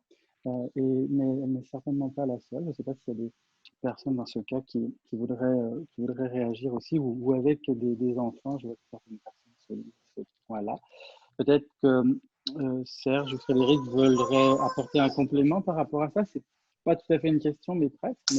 Mais là, on est dans le cadre où on serait 1-1. Il y aurait un psy d'un côté, puis d'un côté de l'écran, puis un patient de l'autre. Mais est-ce que c'est toujours comme ça? Je ne sais pas si Serge, peut-être tu veux dire un mot? Oui, alors d'abord, j'ai vu passer une question lorsque Yann a dit que sur Second Life, c'est anecdotique, mais en 2 mots, que Second Life, les gens venaient pour jouer, ils ne venaient pas pour aller dans un cabinet de thérapeute. Et j'ai vu passer une question, mais alors le thérapeute ne voulait pas jouer. Oh si, j'adore ça, mais les gens venaient jouer tout seuls. C'est-à-dire qu'ils rentraient dans le cabinet virtuel, ils faisaient 3 petits tours sur eux-mêmes, ils disaient quelques bêtises et ils partaient par la fenêtre. Voilà, fin de l'anecdote. Alors sinon, il y a énormément de questions qui sont passées sur... et qui passent, hein, voilà. Alors, la question des enfants et des adolescents, moi, je vous avoue que, alors, je sais qu'Yann Leroux travaille sur ces questions-là, il va nous en dire quelque chose. Avec les enfants, il me semble que la présence corporelle est tellement importante. Avec les petits, on se met à 4 pattes. Avec les plus grands, on bricole des objets avec eux. Voilà, il arrive qu'ils fassent un dessin, on en fait un, squiggle, voilà. Et donc, du coup, ça me paraît difficile de le faire en distanciel. Pour les ados, en revanche, je n'y vois pas a priori de différence majeure avec ce qui se passe pour les adultes. Voilà, à la louche, hein, pour amorcer la discussion là-dessus, puisque plusieurs intervenants semblaient intéressés par cette question. Mais Yann a peut-être là quelque chose à nous dire. Oui, Yann, je vois que oui, je ne savais plus si tu étais encore là ou pas au niveau horaire. Si tu Je veux réagir, regarde ma n'hésite pas. montre parce que j'ai un raid qui va commencer dans World of Warcraft et les gens ont vraiment besoin de moi, donc il va falloir que j'aille. Mais celui veut bien finir cette instance-là.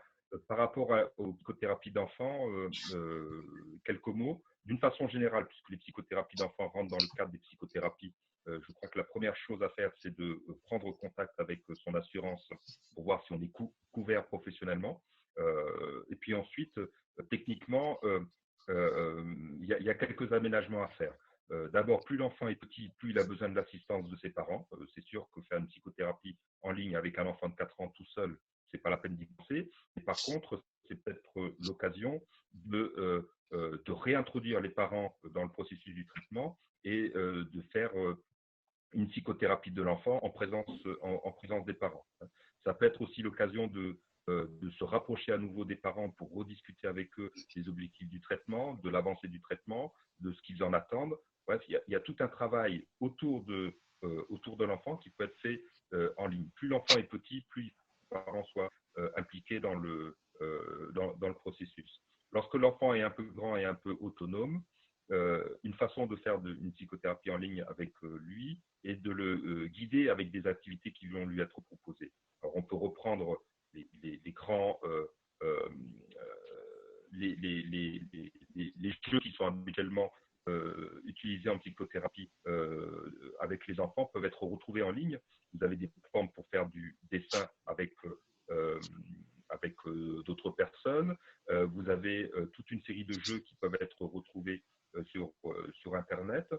C'est pas exactement pareil, mais ça fait quand même le job. Ça permet aux psychothérapeutes de s'y retrouver.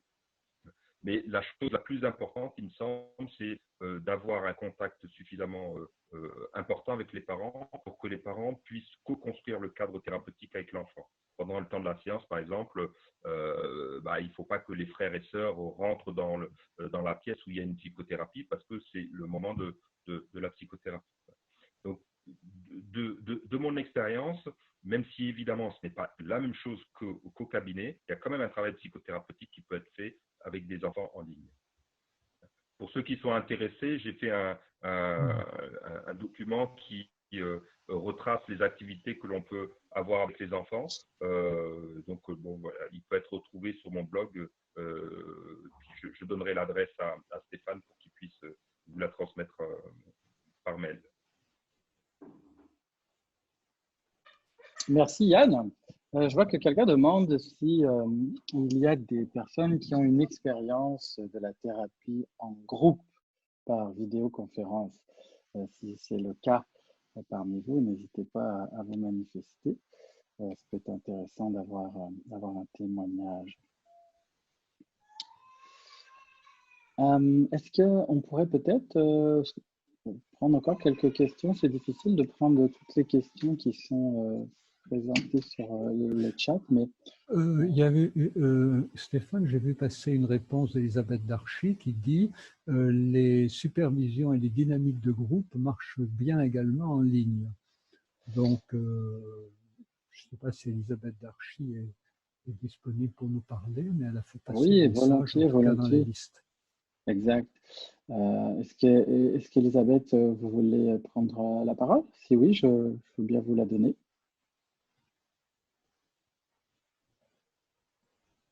Non? Non, enfin, en tout cas, n'hésitez pas à activer votre micro et à vous manifester oralement si vous le pouvez, si vous le souhaitez. Allô?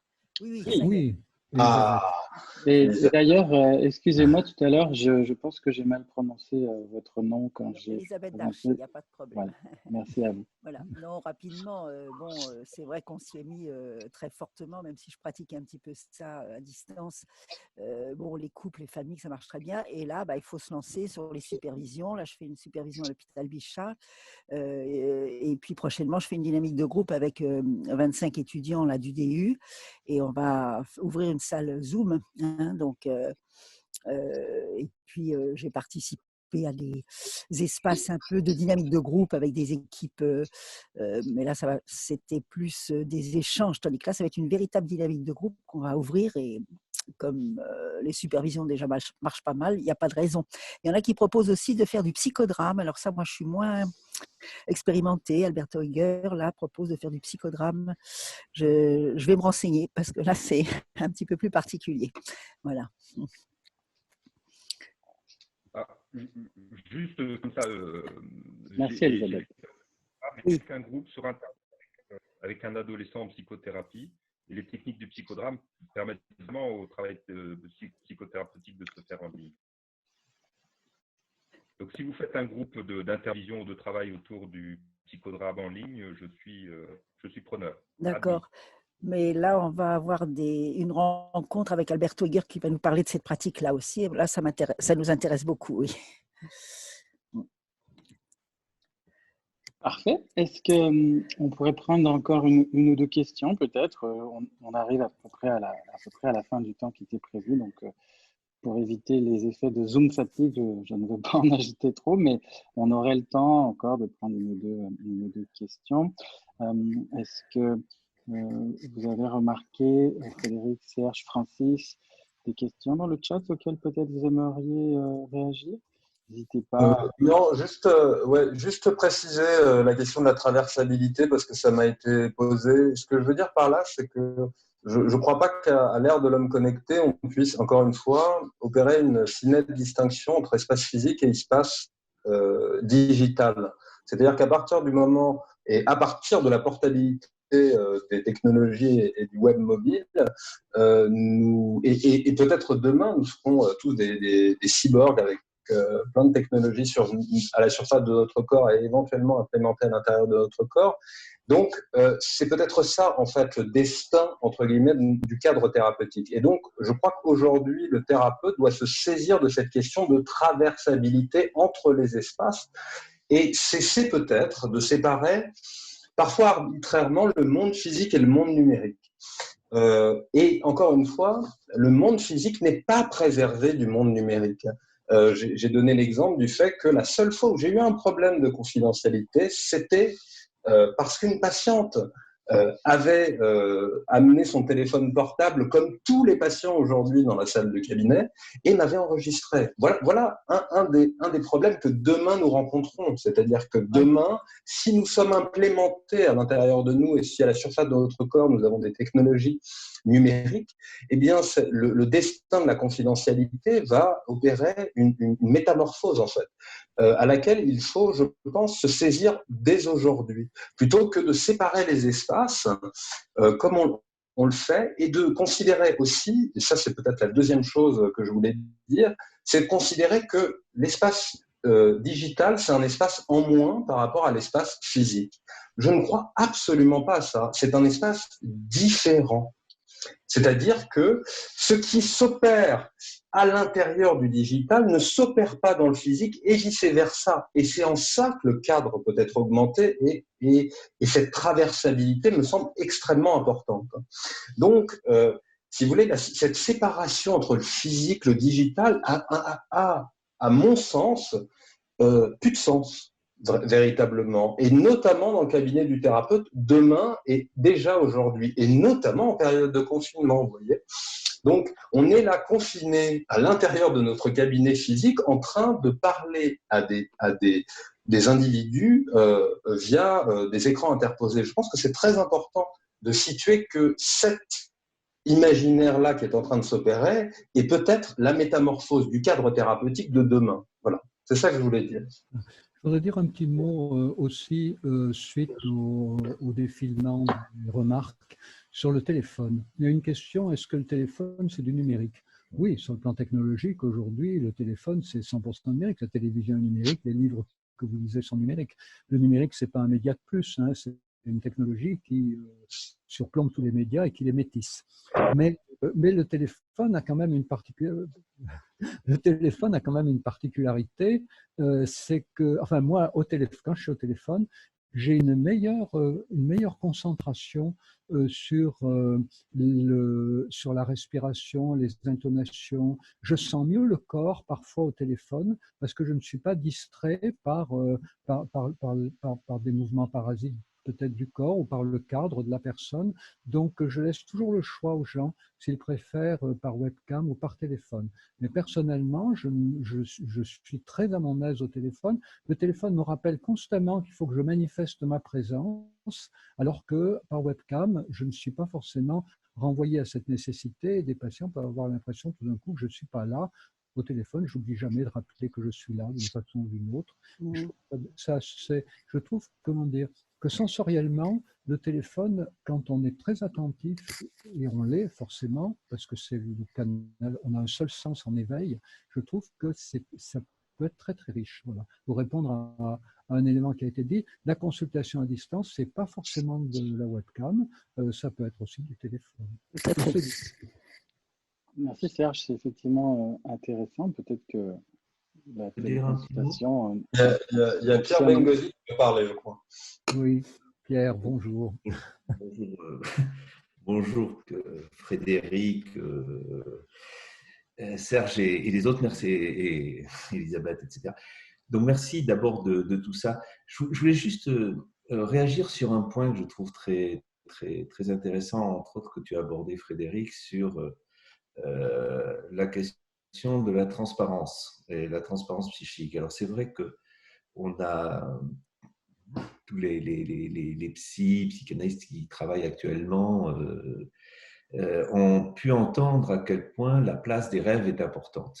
Une espèce de proximité comme ça, et que, bon, alors ça nous interroge, on aurait beaucoup à dire là-dessus, et il me semble en fait que c'est plus lorsque tu as parlé de métamorphose, comme ça, qu'on est un peu dans l'enjeu de ce qui fait qu'aujourd'hui, ces rêves se manifestent. C'est-à-dire que mon hypothèse, peut-être à différence de ce que tu as dit, où ça concernerait plus de l'irreprésentable, je ne suis pas du tout sûr que c'est de ce côté-là que ça se manifeste.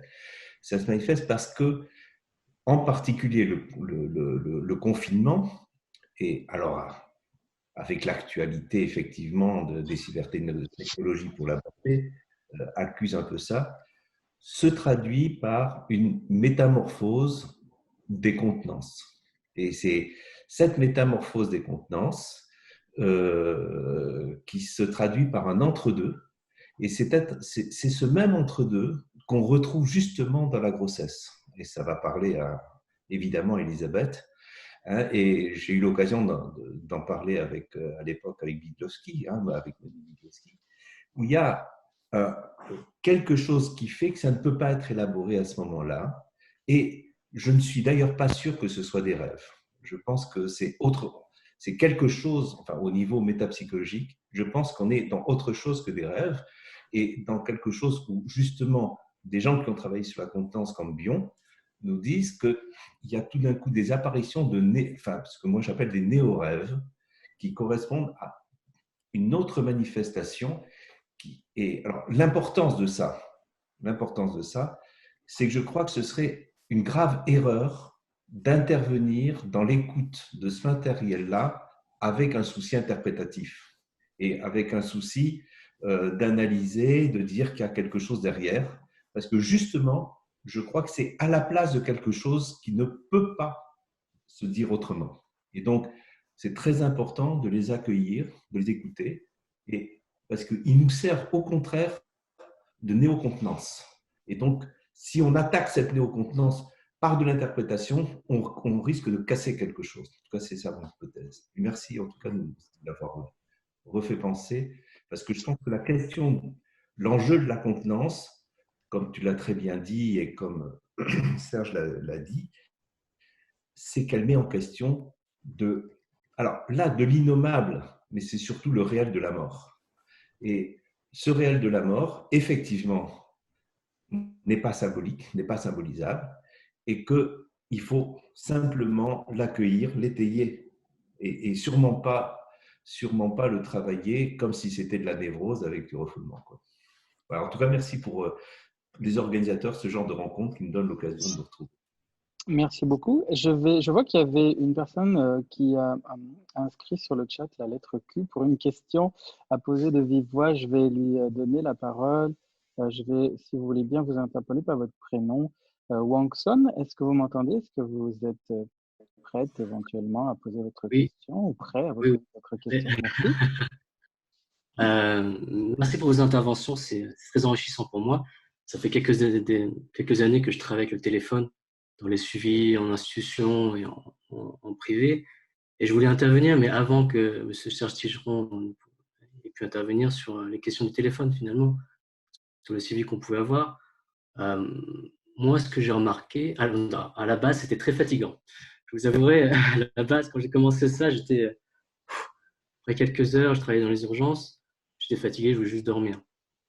Mais après, j'ai commencé à faire quelques écrits universitaires et je me suis rendu compte qu'il y avait plusieurs questions qui étaient mises en avant, dont une peut-être qui m'intéressait plus que les autres, c'était celle du chevauchement des univers, d'où on se trouvait. Comme au téléphone, il n'y a que la voix, finalement, on peut se baser que sur ça, le stimulus de la voix, ce canal-là. Mais avec ce canal, il y a aussi, en dehors de la voix, il y a ce qu'il y a autour. Par exemple, avec certains patients, il y avait la télé. Qu'est-ce qui fait que... Pourquoi vous avez encore la télé? Qu'est-ce que vous regardez maintenant? Il y avait d'autres qui parlaient des voisins. Et donc, ce chevauchement me paraissait... me paraît intéressant dans le téléphone et peut être quelque chose à prendre en compte. Voilà. En dehors de tout ce qui est variation de jeu des voix aussi. Merci pour votre remarque. Est-ce qu'il y a peut-être des commentaires en réaction à ce qui vient d'être dit du côté des intervenants? Sinon, je vais proposer aux intervenants peut-être un mot de la fin, de conclusion. Non, Francis, juste confirmer en effet que le téléphone aussi, c'est plus fatigant que la présence physique, quoi. Et la webcam, oui, mais le téléphone aussi, c'est vrai, ça nécessite un état de concentration beaucoup plus aiguisé, c'est fatigant. Parfait. Je vous propose peut-être maintenant qu'on arrive au bout de notre webinaire. Est-ce que Francis, je vois que tu me signales que tu dois partir, donc si tu dois partir, pas de souci, mais est-ce que tu voulais réagir ou rebondir à ces derniers propos sur lesquels on ne t'a pas entendu là, depuis quelques minutes, mais peut-être étais-tu concentré. Donc, n'hésite pas si tu veux dire un petit mot. Moi, je proposerais sinon que chaque intervenant puisse dire un petit mot maintenant. Et puis, je proposerai de conclure ainsi notre webinaire. De mon côté, je viens de vivre une intense expérience de présence avec mon petit garçon qui n'a évidemment pas voulu faire la sieste pendant ce webinaire. Donc, c'est pour ça que j'ai beaucoup coupé ma vidéo. Ça a été fantastique. Alors, voilà, je vous propose de conclure comme ça. Je te donne la parole, Francis, si tu veux intervenir. Et puis, si jamais tu ne la prends pas, eh bien, je la laisse à Frédéric et Serge pour un dernier mot.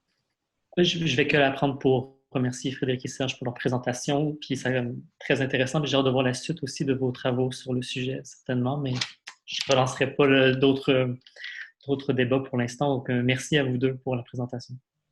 Merci, Francis. Frédéric, Serge, je voulais vous dire un mot de conclusion. Oui, simplement qu'il y a beaucoup à explorer pour comprendre mieux tout ça, hein. D'ailleurs, on a vu qu'il y a beaucoup de remarques d'intervenants qui se basent sur leur expérience. C'est très très bien, c'est très utile, c'est une bonne, ça ouvre beaucoup de perspectives, mais à partir de là, il faut arriver à mieux comprendre peut-être s'il y a des indications plus spécifiques, des choses qui sont plus utiles à faire ou d'autres qui sont moins pertinentes. Voilà, donc il y a tout un espace de recherche qui s'ouvre et où on est heureux de participer. Merci beaucoup, Oui. Serge. Alors, Frédéric, je vais juste dire quelque chose pour ouvrir. Aussi peut-être penser à quelque chose qui m'est venu parce que le travail avec mes patients, je parlais de la plasticité, mais c'est aussi la plasticité du cadre technologique, c'est-à-dire de l'utilisation des différentes applications, y compris au sein même, avec un même patient. C'est-à-dire qu'on peut très bien penser le cadre aujourd'hui technologique, le cadre thérapeutique avec la technologie, comme basculant d'une application à une autre en fonction des transformations successives qu'il y aurait dans le cadre thérapeutique avec un même patient. Je crois que ça, c'est très important à envisager, c'est que les applications, je sais pas, WhatsApp, Skype, etc., pour des applications un peu grand public, eh bien, on peut faire une hypothèse, c'est est-ce qu'elles permettent les mêmes mécanismes de transformation psychique, et on peut peut-être expérimenter avec un même patient et dans un processus thérapeutique ces différentes facettes peut-être des technologies pour faire émerger d'autres possibles. Voilà. merci Frédéric. Je constate au fil du webinaire que les échanges sont devenus de plus en plus cliniques, ce qui était intéressant, intense. Peut-être parfois aussi difficile à suivre pour toutes les personnes qui sont peut-être pas toutes et tous ici cliniciens, cliniciennes. Mais je voulais vous remercier Frédéric, Serge, Francis, Yann pour vos interventions et puis tout le monde de votre présence. C'est assez fantastique d'avoir pu vous avoir tous et toutes ici. Et mon mot de conclusion à moi sera simplement de revenir un petit peu à la problématique annoncée au départ, à savoir que dans la chaire de recherche Diamant, on s'intéresse justement à voir comment on peut créer des outils numériques qui sont justement des solutions pertinentes dans l'hybridation du numérique et du non numérique, puisque je rejoins le commentaire de Frédéric à ce sujet, sur le fait que c'est difficile de séparer ces deux dimensions de la réalité aujourd'hui, même si elles demeurent différentes. Et par conséquent, on se permettra, si ça vous convient, de continuer à vous informer de nos activités, de nos projets les uns les autres, si vous êtes inscrits aujourd'hui. Alors, merci encore pour tous et toutes. Et puis, je vous propose de clore maintenant ce webinaire. Alors, ça va manquer un peu d'enveloppe parce que ça va être brutal. C'est moi qui vais couper la réunion. Je m'en excuse par avance. C'est là qu'on voit l'importance des seuils, des transitions et de tout ce qui a été dit précédemment. Donc, j'essaie de l'amener en douceur et de faire une transition vers cette fin par quelques mots à défaut d'autre chose. Alors, encore merci. Et puis, toutes nos excuses si nous n'avons pas pu donner des réponses à toutes les questions posées sur le chat, mais elles s'archivent automatiquement et donc nous pourrons éventuellement y revenir une autre fois. Alors, vous serez informés de nos prochains webinaires. Grand merci à vous toutes et tous et puis passez une belle soirée pour les Français, une belle fin d'après-midi pour les Québécois. Au revoir. Au revoir. Merci. Merci. Merci beaucoup.